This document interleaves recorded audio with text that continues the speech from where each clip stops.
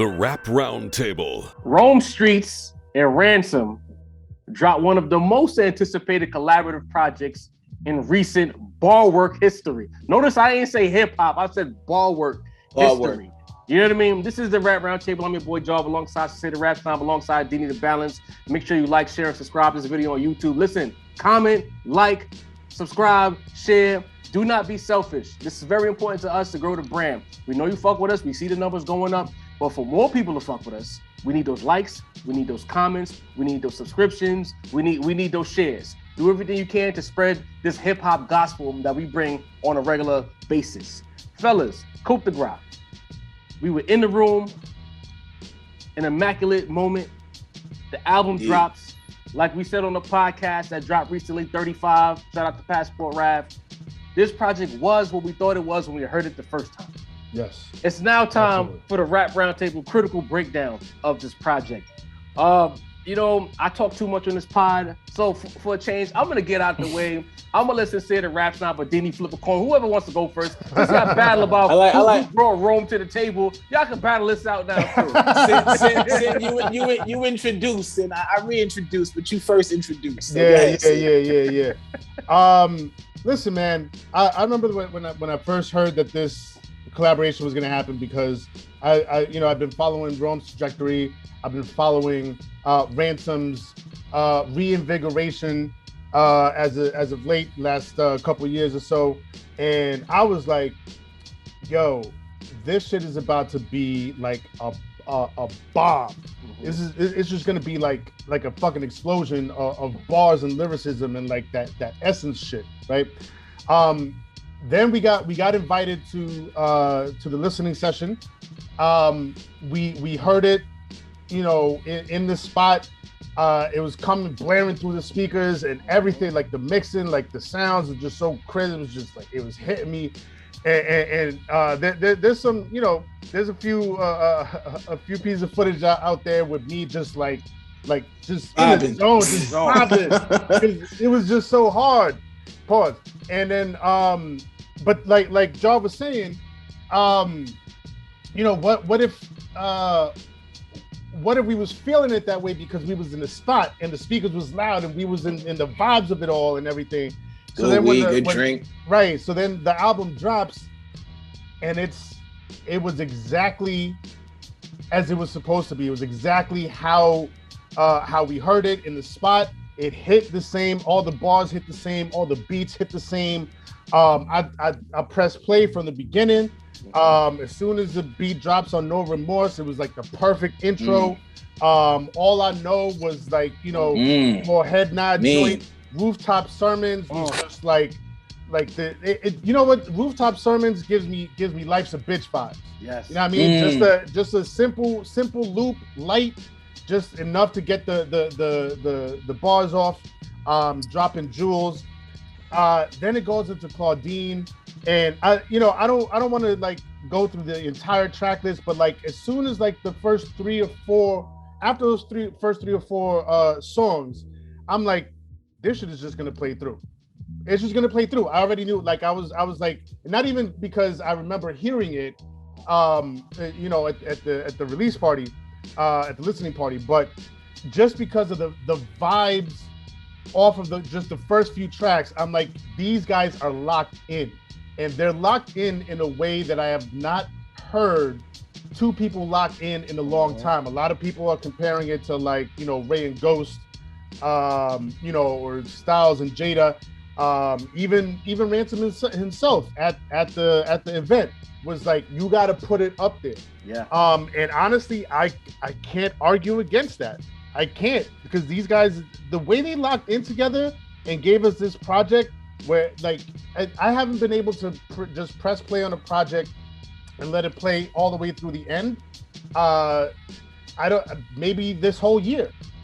And this is the first project that I feel it's a even though it could like conceptually it's not like, you know, there's not like a political track, there's not like a girls track, there's not like but like just flow wise, just musically wise, just the cohesion of it all. You press play at the beginning and just let it right out to the end, and you're not going to be disappointed. It's going to be immaculate. This is definitely album of the year contender for me. Absolutely. Wow. Mm-hmm. Wow. Absolutely. I got a lot to say, but Didi, I need to hear from you, bro. All right, so the second or third, what my brother said, y'all. We was in Quad. You dig? We was in Quad Studios. The vibe was effervescent, man. A lot of people who matter was in the room. You know, I was a little bent off the Henny. You know, but what was coming when I'm listening to the music, especially at a listening event, you never know what you're gonna get because you never know how the speakers are gonna be. You never know the sound quality. You never know if people are gonna just be chatting through the play. Right. You just want to hear the music. And while we're watching, Coach gives the intro. Rome says a few words. Rand said like a couple words, and then the shit drops. And then we're listening. We're kicking in the back with Shay Noir. She over here vibing like we're in a total zone. And the shit sounds beautiful. After that, we do the Q&A. Mind you, the album don't come out 3 weeks after the listening party. So I'm like, is it gonna sound what it sound like in the studio? You feel me? Mm-hmm. They dropped this shit. This shit is magnificent. As Sin said, we haven't got that kind of back-to-back bar work in. It's been 20 some years since I felt that type of like, yo, these niggas is really like in sync. They really, and crazily, they were never in the studio together. Right. You know what I'm saying? Wow. Which to me was like, because everything is so cohesive. Everything is so well thought out. There was every pothole was politely swerved. You know what I'm saying? Cruise control, and they rapped their asses off for 40 straight minutes, man. I can't lie, Sin, it might be album of the year. Listen, as far as just and just to add a few more no things, skips. Because you're right, and here's my thing. Like there's a lot of times, you know, especially in the underground scene where like, I fuck with the bars and the beats are tough, but the mixing is a little shaky, right? Mm-hmm. The mixing on this album is just immaculate. Like, y'all know I'm a mixing connoisseur. No, we gotta give it up to Parks. Mixologist. Yeah. To me, Parks. Shout out to Parks. That project we'll call underground project and gave it a mainstream level mix. Yeah. That's absolutely the first thing I could say to Sin's point, and even when I was in the spot, before I realized that there was weed everywhere and I was high, I didn't know. Right? That the first thing I noticed was the vocal quality on Rome and Rand and the features and everything. This didn't sound like your classic boom bap tape. This sounded like they put all the gloss. They gave you all the grit. We always joke about more grit on the grip. They put the gloss on the grit. Right. They came up with something immaculate.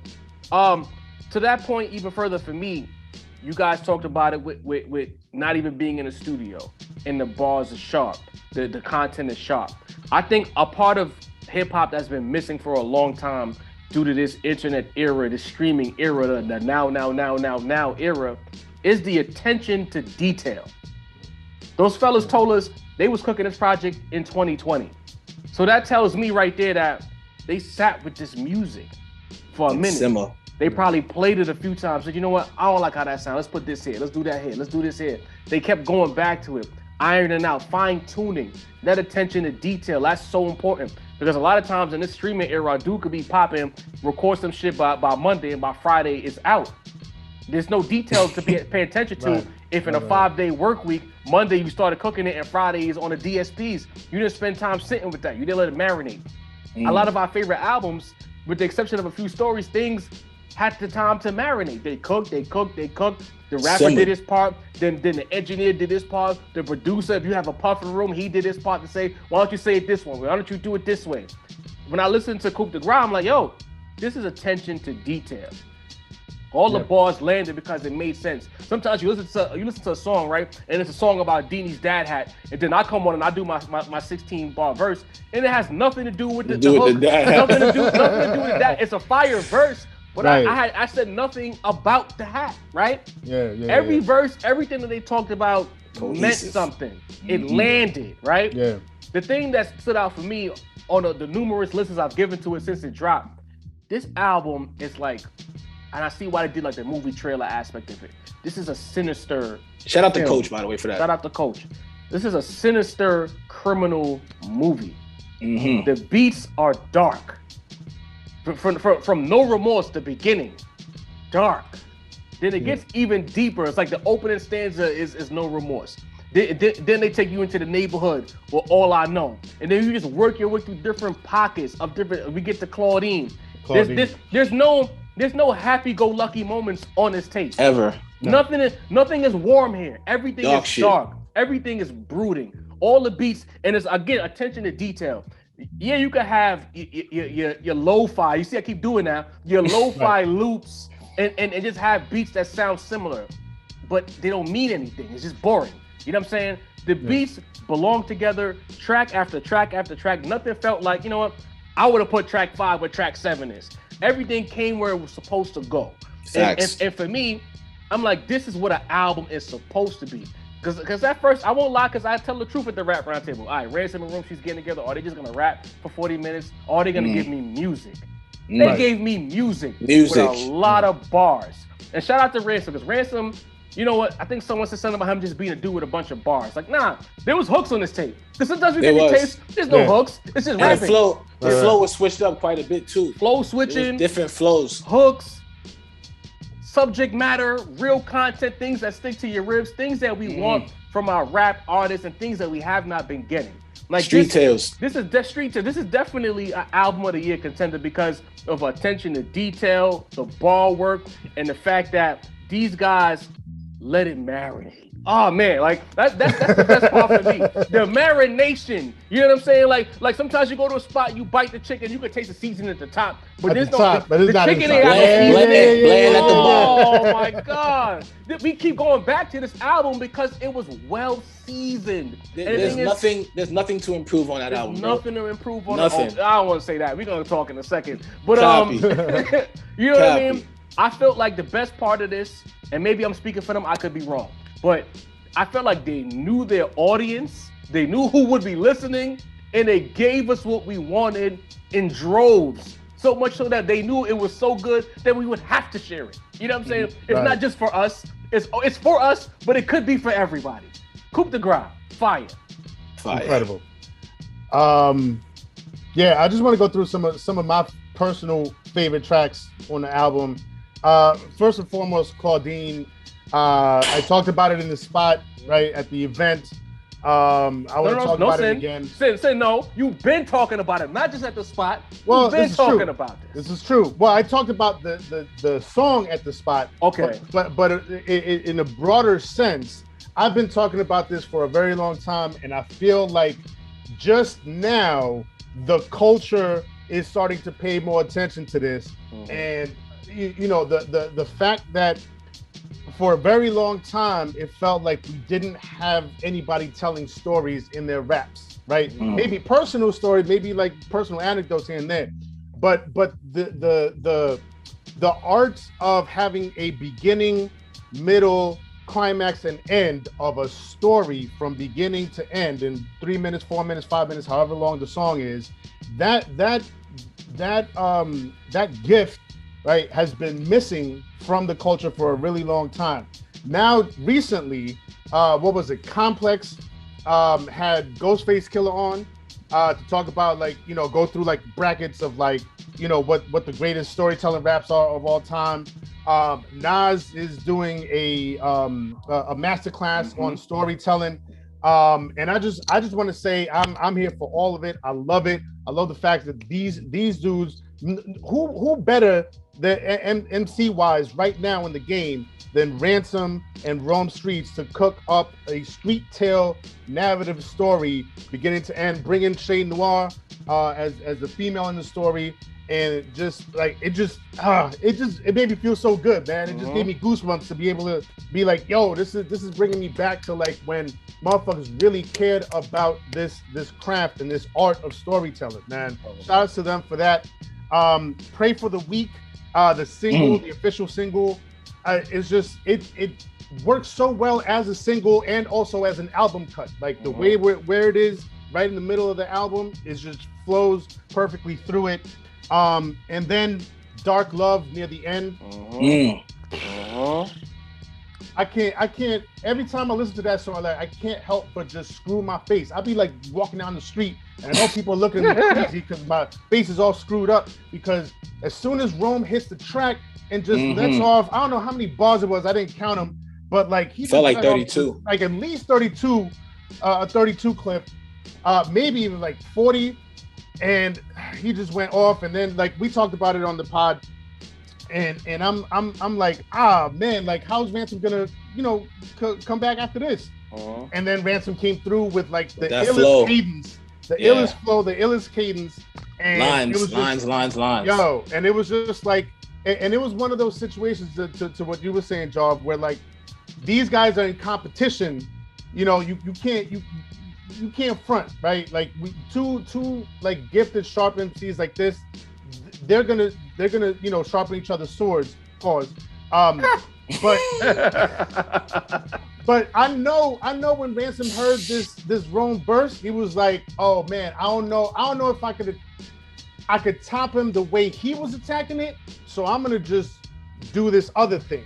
I'm gonna have this flow, this cadence, and just carry it through, and that's gonna be what I bring to the track. It's like what Rome said in the interview where he was like, I heard this track, and it's like, this dude is trying to bury me under bars. So I can either fold or I'm going to see what my pen is about. You know what I'm saying? And it was a lot of that. I don't know who was sending what first, but both rappers came into this situation knowing that we're, to quote Ransom, rapping ass niggas. So I know if I don't come correct, this guy's going to outbar me on this whole project. And you know what? My ego can't have that. It felt like a 15-round 1970s boxing match where these guys were just trading. And it's like every time you thought, for me, when I listen to this project, the first, I want to say 5 or 6 tracks, I'm like, yeah, Rome got him. Rome is ready for this. And then the second half of the tape, I'm like, Ransom, just like, yo, chill, bro. Like he just kept going. And it's like these dudes kept going crazy. But I got a minor critique. It is a single.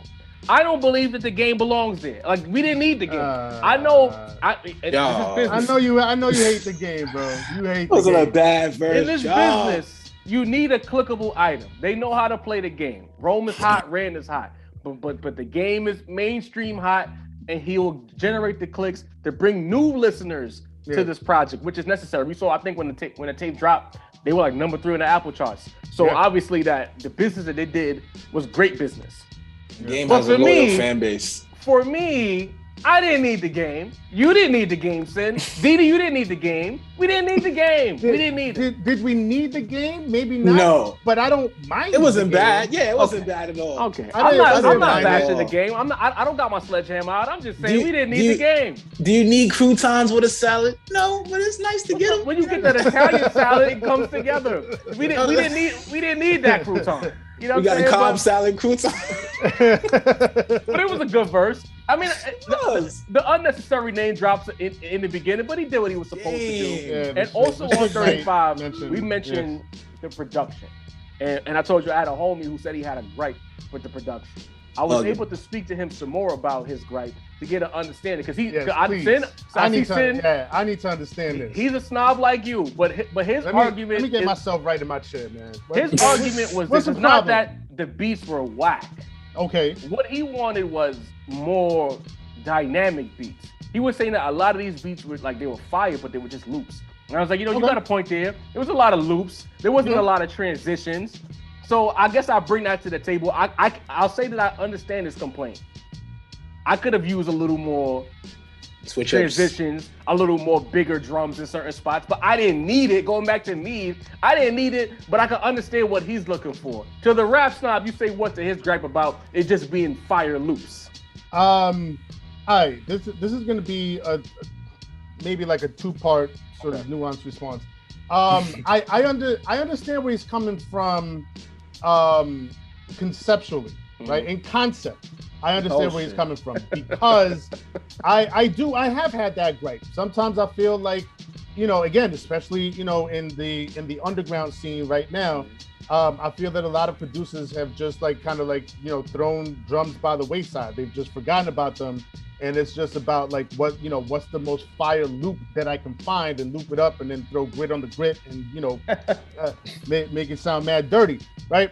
And I think there is something to that argument. I don't think it applies to this album. Right. Thanks. Because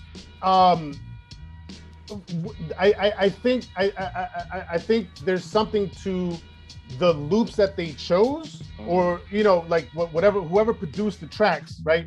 The loops are musical enough, right? And again, shout out to Parks on the mixing side. Like I'm sure the loops didn't all sound like that when they were first dug up out of the vinyls or whatever, right? But then when you mix them and then you throw these MCs over those loops, right? Bingo. It's just it's a match made in heaven to me, right? Even if there you know there was somewhat of a lack of drums and drum work on the album. You know me, I love me some drums. But again, like, you know, like I go back to, you know, Life's a Bitch off Illmatic. You know, no drums on that, right? Just a loop, but the shit worked. Juicy was just a loop. None really added to that. The shit worked. There's so many classic tracks that production-wise, the beat was just a sampled loop. Nothing was really added to it. Like mixing-wise, it was like enhanced. You bring the highs up a little bit here. You take the muddiness out there, right? Make it sound a little bit shinier and crispier. But it was just simple. And sometimes simplicity is beautiful. Is the best, right? It gives you the best results. Don't overthink it, right? If you start overthinking shit, oh, I have to add drums to this, and now the beat don't even sound the same anymore. Maybe the drums are drowning out Rome and Ransom, right, when it could have just been like, you know, kept simple, right? So to that I say, you know, dope beats and dope rhymes. Like what else do you want, right? It ain't broke, don't fix it. Keep it simple, stupid. You know, and you know, it worked. It worked amazingly on this album. I agree. I think overall, since you guys put me onto Rome, acoustically, to me, this is the best sounding Rome album ever. Like the mixing, the way the beats sound, like you talked about the mixing down with the beats. Even the beats, the beats didn't sound gritty to me. It sounded like they had some gloss. It might not have had some drums on there, but it sounded very, very smooth, real velvet. You know what I'm saying? Yeah. And I have no real qualms with the production. To me, if we're gonna say cinematic, this was a great film. If this is the opening stanza of a fire movie trilogy, then maybe part 2 to the Roman Ram history will have beats with more drums, more dynamic production, more guys, maybe a bigger budget where you can reach out to more guys and make it something even more grand. But if they never do that and they just give us this again, I'm okay with that too. I'm happy. Yes. You know what I'm saying? So let's get to the point, you know, the main event, the out of 5 rating, coup de grace. Y'all need some time? Y'all want me to go first? Like what y'all want to do? I'm shooting from the hip. 4.5. Let's do it. 4.5. 4.5. 4.5. I can second that nomination. Listen, if it wasn't, you know, I've been real, you know, positive, you know, somewhat, you know, I don't want to use that term, but you know what I mean? You putting this above King's Disease 2? Listen, so the one gripe with the album, probably track 10. Okay. Bandoleros. Really? Yeah, I didn't care for the beat. This was the one time where I was like, oh, this beat could have used a little bit more spice, more seasoning here and there. You know, and the feature artist Lou from Paradise, I kind of fucks with him. I've listened to him in the past. He's dope. He's nice. But I don't know, just something about the beat was just a little off. So yeah, it's not perfect. It's not a perfect album, but 4.5. All right, Danny, talk to me. 4.5 is good. If we were basing it on just like a street album, I'd probably give it 5. But it covered every base I needed it to cover, bro. It gives me like hood series, TV series kind of vibes. You know what I'm saying? Like you can close your eyes, listen to that album, and the shit will kind of play out like a film. Like Yeah, the shit exactly. is, and they didn't skip a beat. Like the way Nas tells a story, you don't listen to a Nas story and go, wait, but what about the part here? Nas covers every part, bro, and they covered every part. Like even when you break down Claudine, like if you ask me, I would give Shay the best verse on that song. I mean, on that record. Some people go, really? Her verse made the song, bro. Like the song would have been amazing without her. Don't get me wrong. But her aspect and the way she told that story, bro, made that song a game changer. That can be you used. needed to hear from Claudine. Precisely. Yeah, That can be used. Nas could bring that up in the masterclass, bro. How they covered all bases. You know what I'm saying? Right. The homie setting it up, the homie setting it up for, and the person who's getting set up. 3 sides to the story. Every base was covered. I'd go 4.5. 4.5. 4.5. 4.5. If I could just before you go in, Joe. I know y'all don't fuck with Alfredo the way that I fucked with Alfredo, but this is the thing I loved about Alfredo was you press play at the beginning, you let that shit ride through. Yeah. To me, like it just, I play Alfredo all the way through beginning to end, and I have no complaints. Okay. Right? That's how I felt about this album. So yeah, it's probably my favorite album since Alfredo dropped. I think this is better than Alfredo. You know what I mean? My issues with Freddie Gibbs, y'all know my history. It's not even that I don't think he's good. He's nice, really man. good. I just feel like he's not dexterous with the flow. That's it. I need more unorthodox. You know what I'm saying? I know I'm gonna get the overhand right from Freddie Gibbs, but I might want a little jab, the technical skills. Hook, you know what I'm saying? Can I get a little more? That's all. Yeah, That's all. It's nitpicking. The way Rome and Rand flexed, not just bar-wise, but flow-wise on this album, crazy. It matters to us New York rap snobs, East Coast bias, huh? But for me, I would have given this album a 5, bro. It was close, real close. It really was. It was really close to being a 5 out of 5. But fans of this album who might want to give it a 5 or gave it a 5, I'm gonna tell you to blame one person for why there's no 5. On this don't album. do that. And his name is Tyrant. That verse. Oh. That verse wasn't it. It wasn't it. The same song for me, San Bandoleros. Yeah. Tyrant, Yeah. what were you doing there? Where was the pocket? You couldn't find it. Yeah. The words. Okay, let's be clear. The bars were there, but pocket work. If nothing else about this album, if you're a new rapper who loves boom bap, you're not here trying to him and us. You want to spit bars. This album right here is your study guide, right? So if you're on this album, Tyrant, and you see what these guys are doing, you see the pocket work. You see the breathing patterns. You see the flow switches. You see the jab, the hooks, the overhand right, the shoulder roll with the right coming over the shoulder roll. What happened, Tyrant? This album was a 5. Where's the footwork? Where's the footwork? Maneuver, God. Throw in the motherfucking towel.